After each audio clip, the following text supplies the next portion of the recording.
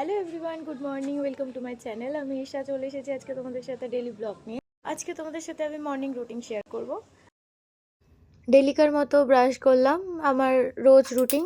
Brush করার পরে আমি ফেস ওয়াশ দিয়ে মুখ ধুই, তো ফেস ওয়াশ দিয়ে মুখ ধুলাম। আজকে আর ব্রেকফাস্ট করতে ইচ্ছা করছিল না, তার জন্য আজকে আর ব্রেকফাস্ট করিনি, তাই স্নানে গেলাম। এখন লাঞ্চ করার টাইম, তাই লাঞ্চ করব। চলো লাঞ্চে কি কি আছে দেখে নাও।